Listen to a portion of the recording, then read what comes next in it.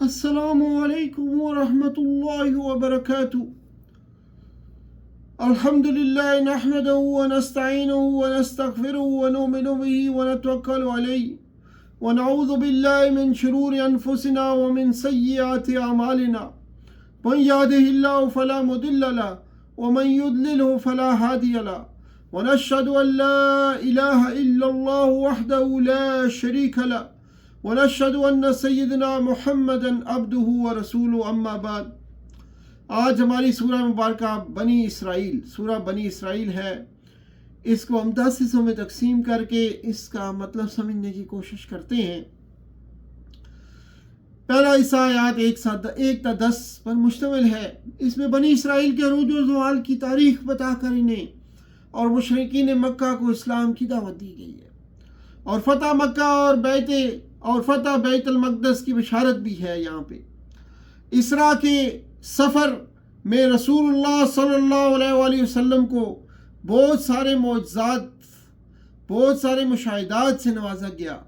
قریشی قیادت کو سمجھایا گیا کہ انہیں بنی اسرائیل کے عروج اور زوال سے عبرت حاصل کرنا چاہیے۔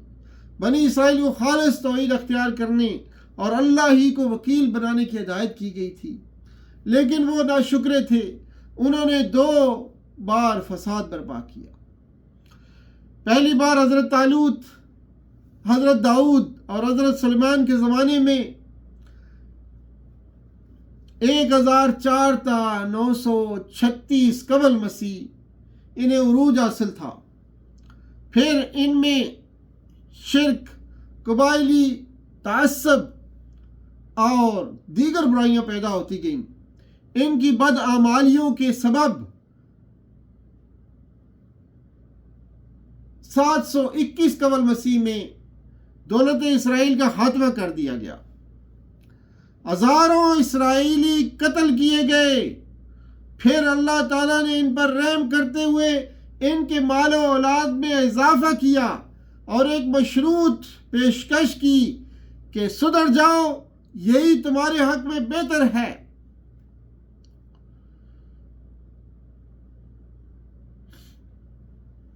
لیکن انہوں نے دوسری مرتبہ فساد برپا کیا۔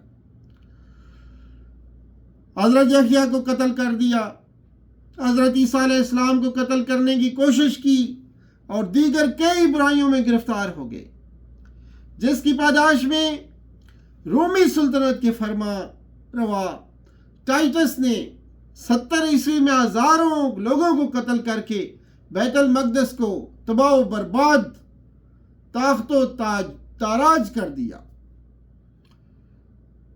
قرآن مجید کے نزول کے بعد انہیں وارننگ دی گئی کہ اگر اب بھی تم فساد برپا کرو گے تو دنیا میں بھی ذلیل و خوار ہو جاؤ گے اور مرنے کے بعد داخل جہنم ہو کر رہو گے۔ آگے آیات 11 تا 22 میں انسان کی کامیابی اور ہلاکت کے اصول بیان کیے گئے ہیں۔ انسان کی کامیابی اور ناکامی کے اصول بیان کرتے ہوئے کہا گیا کہ ہر انسان کے گلے میں اس کی اچھی اور بری تقدیر لٹک رہی ہے۔ اسے خیر و شر کی آزادی حاصل ہے۔ ہدایت قبول کر لے تو اس کا اپنا فائدہ ہوگا، گمراہ ہونے پر اس کا اپنا نقصان ہوگا۔ من اعتدى فإنما يعتدي لنفسه ومن ضل فإنما يضل عليها۔ قوموں کی ہلاکت کے 2 اصول بیان کیے گئے۔ پہلا یہ کہ رسول کی بعثت اور اتمام حجت کے بغیر قوموں کو ہلاک نہیں کیا جاتا۔ دوسرا یہ کہ ہلاکت سے پہلے قوم کے خوشحال قیادت کو نیکی کے احکام دیے جاتے ہیں، لیکن جب وہ ان احکام کی نافرمانی کرتے ہیں تو انہیں تباہ و تاراج کر دیا جاتا ہے۔ مادہ پرستوں کے لیے دوزخ ہے، ایمان لا کر نیک اعمال کی کوشش کرنے والوں کے لیے جنت ہے۔ آخرت کی زندگی درجات کے اعتبار سے زیادہ بڑی اور فضیلت رکھنے والی ہے۔ لہذا انسان کو عقیدہ توحید قبول کر کے آخرت پر ایمان لانا چاہیے اور نیک اعمال کی کوشش کرتے رہنا چاہیے۔ آگے آیات 23 تا 39 میں اسلامی معاشرے اور اسلامی ریاست کے بنیادی اصول بیان کیے گئے ہیں۔ اس حصے میں تورات کے احکام عشرہ کی طرح دین کی بنیادی تعلیمات کی وضاحت کی گئی ہے۔ اسلامی معاشرے اور ریاست کی بنیاد توحید کے عقیدے پر ہے۔ چنانچہ اس حصے میں آغاز اور اختتام توحید کی دعوت پر ہوا ہے۔ توحید اللہ کا حق ہے، اس کے بعد والدین کے حقوق ہیں جن سے حسن سلوک لازمی ہے۔ والدین کے بعد رشتہ داروں کے ساتھ حسن سلوک ضروری ہے۔ فضول خرچی سے بچنے کا حکم دیا گیا ہے اور رشتہ داروں کے حقوق ادا کرنے کے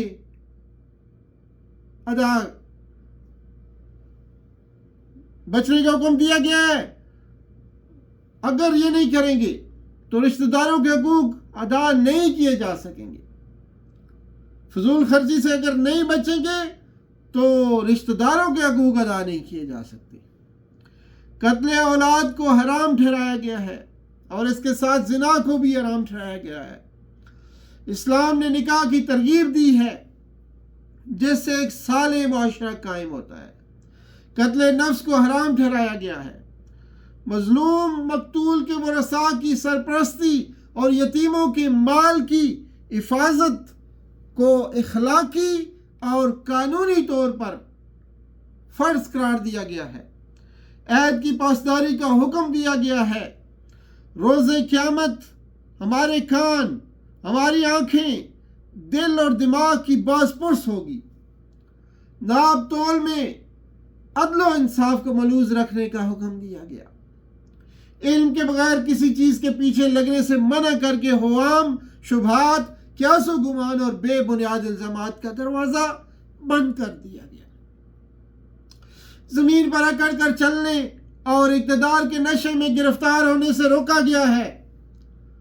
پھر آخر میں توحید کے مضمون کا اعادہ کرتے ہوئے شرک کی مذمت کی گئی اور اس کی سزا جہنم بتائی گئی۔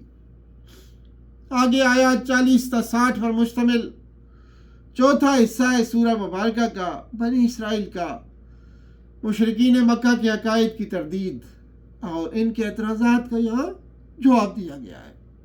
عقیدہ شرک کی تردید کی گئی کہ اہل کتاب اللہ کے بیٹے تجویز کرتے ہیں اور مشرکین مکہ فرشتوں کو اللہ کی بیٹیاں سمجھتے تھے۔ قرآن کی دعوت توحید کو سن کر ان کی نفرت میں اضافہ ہوتا ہے۔ آیت نمبر 41۔ انہیں توحید کی عقلی دلیل فراہم کی گئی کہ اللہ کے ساتھ اور خدا ہوتے تو وہ عرش والے پر تسلط کی کوشش کرتے۔ اللہ کی بے عیب ذات ان الزامات سے پاک ہے۔ کائنات کی ہر چیز اس کی بے عیبی اور سبحانیت کا اعتراف کر رہی ہے، لیکن آخرت پر ایمان نہ رکھنے والے مشرکین مکہ کے لیے توحید کی یہ دعوت حجاب بن گئی ہے۔ الٹا وہ نبی کریم صلی اللہ علیہ وآلہ وسلم کو بھی حضرت موسیٰ کی طرح سیر زدہ آدمی کہہ رہے ہیں۔ آیت 47۔ مشرکین مکہ کے امکان آخرت پر حیرت اور تعجب کا اظہار کرتے ہوئے کہ بوسیدہ ہڈیاں دوبارہ کس طرح زندہ کی جا سکتی ہیں، آیت نمبر 49 میں انہیں عقلی جواب دیا گیا ہے کہ تم پتھر ہو جاؤ یا لوہا ہو جاؤ یا کوئی اور چیز، یعنی راکھ، مٹی، دھواں یا کوئی عناصر میں سے بن جاؤ، وہی اللہ ہے جس نے تمہیں پہلی بار پیدا کیا تھا دوبارہ پیدا کرے گا۔ انہوں نے پوچھا کہ کب؟ بتایا گیا کہ قیامت کے قریب۔ مشرکین مکہ کو بتایا گیا کہ اللہ تعالیٰ ان پر رحم بھی کر سکتا ہے اور ان پر عذاب بھی نازل کر سکتا ہے۔ اللہ ہی وکیل ہے، رسول اللہ صلی اللہ علیہ وسلم ان پر وکیل نہیں ہیں۔ انہیں تاریخ سے سبق لینے اور ہلاک شدہ اقوام سے عبرت حاصل کرنے کا مشورہ دیا گیا ہے، اور فرشتوں اور اللہ کے علاوہ من دون اللہ کے بارے میں وضاحت کی گئی کہ وہ کسی آفت کو ٹال نہیں سکتے، بلکہ وہ خود اللہ کے وسیلے اس تقرب اور اس کی رحمت کے امیدوار ہیں۔ سفر اسراء اور زقوم پر مشرکین مکہ کے اعتراضات کا جواب دیا گیا ہے کہ یہ ان کے لیے آزمائش اور فتنہ ہے۔ آگے 5واں حصہ 61 سے 70 آیات پر مشتمل ہے۔ اس میں ابلیس کے دام اور بنی آدم کی تکریم و تفصیل کا بیان ہے۔ ابلیس نے جو ایک جن ہے جسے خیر و شر کی آزادی عطا کی گئی ہے، غرور کا مظاہرہ کرتے ہوئے آدم علیہ السلام کو سجدہ کرنے سے انکار کر دیا کہ وہ مٹی سے پیدا کیا گیا۔ آدم کی تکریم اور فضیلت پر حسد کرتے ہوئے اس نے عہد کیا کہ وہ آدم کی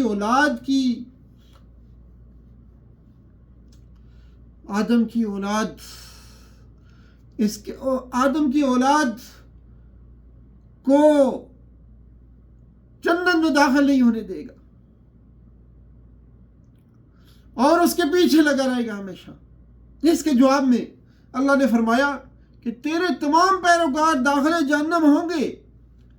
اللہ تعالیٰ نے ابلیس کو چیلنج کیا، تو اپنے شور و غوغا سے انہیں بے دخل کرنے کی کوشش کر لے، اپنی پیادہ اور سوار فوج سے حملہ کر کے دیکھ لے، ان کی مال و اولاد میں ساجی بن کر دیکھ لے، انہیں آرزوؤں کے جال میں پھنسانے کی کوشش کر لے۔ ان عبادی لیس لک علیہم سلطان، میرے خاص بندوں پر تیرا کوئی زور نہیں چلے گا۔ کارساز اور بااختیار ہونے کے لیے اللہ تعالیٰ کی ذات کافی ہے۔ انسان کی ناشکری کا ذکر کیا گیا ہے کہ اللہ تعالیٰ کی نعمتوں اور قدرتوں کو دیکھنے کے باوجود وہ اسے بااختیار اور وکیل نہیں سمجھتا، حالانکہ اللہ تعالیٰ زمین میں دسا سکتا ہے، طوفانی ہواؤں سے ہلاک کر سکتا ہے، غرق کر سکتا ہے۔ بنی آدم کی تکریم اور فضیلت بیان کی گئی ہے۔ اللہ تعالیٰ نے خشکی اور پانی میں سواریاں عطا کی، پاکیزہ رزق دیا، اپنی بہت سی دیگر مخلوقات پر نمایاں فضیلت عطا کی۔ آگے آیات 71-77 میں رسول اللہ صلی اللہ علیہ وآلہ وسلم کے خلاف منصوبوں کی ناکامی کی بشارت دی گئی ہے۔ اس سلسلے میں قریشی قیادت کی چال بازیوں کا ذکر ہے کہ وہ رسول اللہ صلی اللہ علیہ وسلم کو مکے سے بے دخل کرنا چاہتے ہیں۔ انہیں خبردار کیا گیا کہ روز قیامت قیادت لیڈرشپ کا احتساب ہوگا، ہر قوم کو اس کے امام یعنی لیڈر کے ساتھ پکارا جائے گا، نامہ اعمال پڑھائے جائیں گے، کسی پر کوئی ظلم نہیں ہوگا۔ قریشی قیادت کے منصوبوں کو بے نقاب کیا گیا کہ وہ رسول اللہ صلی اللہ علیہ وآلہ وسلم کو اللہ کی وحی سے ہٹا کر اپنا دوست بنانا چاہتے ہیں۔ رسول اللہ صلی اللہ علیہ وآلہ وسلم کو تسلی دی گئی کہ اگر اللہ نے ثابت قدمی عطا نہ کی ہوتی تو آپ مشرکین کی طرف جھک جاتے اور دگنے عذاب کے مستحق ہو جاتے۔ آخر میں اللہ کی سنت بیان کی گئی کہ جو قوم اپنے رسول کو بے دخل کرتی ہے وہ خود بھی زیادہ دیر تک ٹک نہیں سکتی۔ آگے آیات 78-82 میں 7واں حصے میں نماز، قرآن، تہجد اور اللہ سے تعلق کی ہدایات ہیں۔ اس حصے میں نماز کی پابندی کے اہتمام کی ہدایت کی گئی ہے۔ فجر کی مشہود نماز کی خاص تاکید کی گئی کہ یہ حضوری کی نماز ہے۔ نماز تہجد میں طویل قرأت قرآن کا حکم دیا گیا کہ یہ مقام محمود کی ضامن ہے۔ رسول اللہ صلی اللہ علیہ وآلہ وسلم کو مکے سے مدینے کی طرف ہجرت کی دعا سکھائی گئی اور مدینہ منورہ میں ایک سال اسلامی معاشرے کے قیام کے لیے اللہ کی خاص مدد پر مشتمل حمایت اور قوت عطا کیے جانے کی دعا بھی سکھائی گئی۔ اب باطل مٹنے والا ہے اور حق دنیا میں پھیلنے والا ہے۔ یہاں مدینہ منورہ میں اسلامی حکومت کے قیام اور فتح مکہ اور ساری دنیا میں اسلام کے پھیلنے کی بشارت ہے۔ یہ ساری کامیابیاں نماز، قرآن اور اللہ سے تعلق کے نتیجے میں حاصل ہو سکتی ہیں۔ دو دھاری قرآن اہل ایمان کے لیے نہ صرف شفا بلکہ رحمت ہے، جبکہ یہ ظالموں کے نقصان میں اضافہ کرتا ہے۔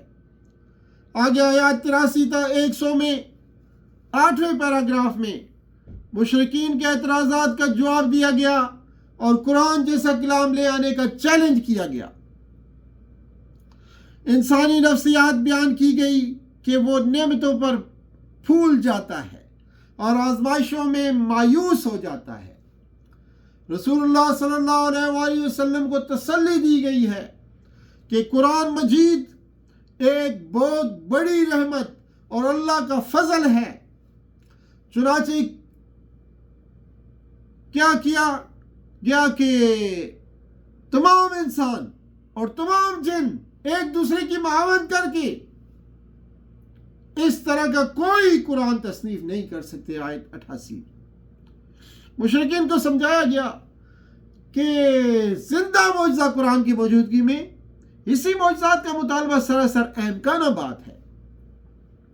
مشرکین کے اعتراضات اور مطالبات نقل کیے گئے کہ وہ اس وقت تک رسول اللہ صلی اللہ علیہ وآلہ وسلم کو رسول تسلیم نہیں کریں گے جب تک وہ زمین سے کوئی چشمہ پھاڑ کر نہ دکھا دیں، انگور اور کھجور کا کوئی باغ آپ کے پاس ہو جس میں نہریں ہوں، یا آسمان سے کوئی ٹکڑا گرا کر دکھا دیں، یا اللہ کو لا کر دکھا دیں، یا فرشتوں کو سامنے لا کھڑا کر دیں، یا آپ صلی اللہ علیہ وسلم کے لیے سونے کا گھر ہو جائے، یا آسمان پر چڑھ کر جائیں، یا پھر ایسی کتاب اتار کر دکھائیں جسے مشرکین خود پڑھ سکیں۔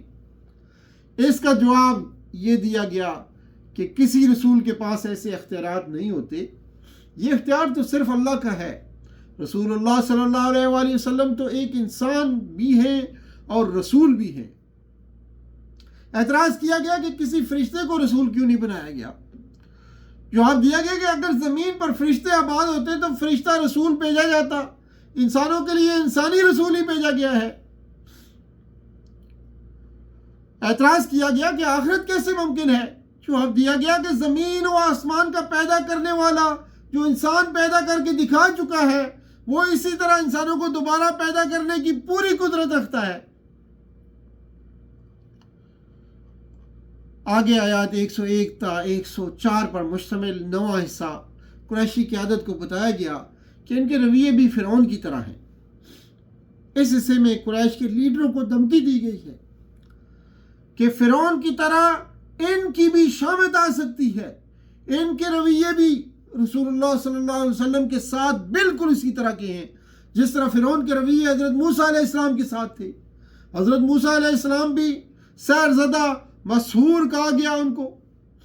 آیت 101 فرعون نے بھی حضرت موسیٰ علیہ السلام کے استفزار من الارض کی کوشش کی تھی، یعنی انہیں زمین سے بے دخل کرنے کی کوشش کی تھی، لیکن اللہ تعالیٰ نے اسے اور اس کا ساتھ دینے والے فوجوں کو غرق کر دیا۔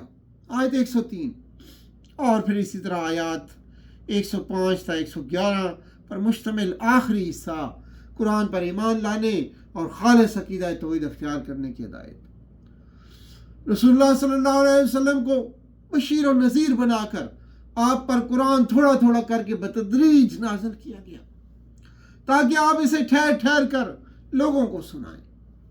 قرآن کے بارے میں اہل علم کا رویہ بتایا گیا کہ مشرکین کو غیرت دلائی گئی کہ اہل علم اللہ کی آیات کو سن کر روتے ہیں، ٹھوڑیوں کے بل سجدے میں گر جاتے ہیں، ان کے خشوع میں اضافہ ہوتا ہے، وہ اللہ کی بے عیبی کا اعتراف کرتے ہیں۔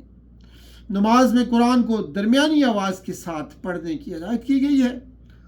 آخری آیت میں اللہ کا شکر ادا کرنے اور اس کی بڑائی اور کبریائی کا اظہار کرنے کی ہدایت کی گئی، جس کی نہ کوئی اولاد ہے، نہ اس کی بادشاہت میں کوئی شریک ہے، اور نہ وہ ایسا عاجز اور کمزور ہے کہ اسے کسی مددگار اور پشتی بان کی ضرورت ہو۔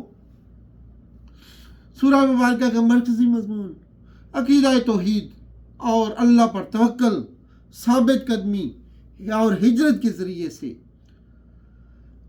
ہجرت کے نتیجے میں ریاست مدینہ، فتح مکہ، فتح بیت المقدس کی بشارت سنائی گئی۔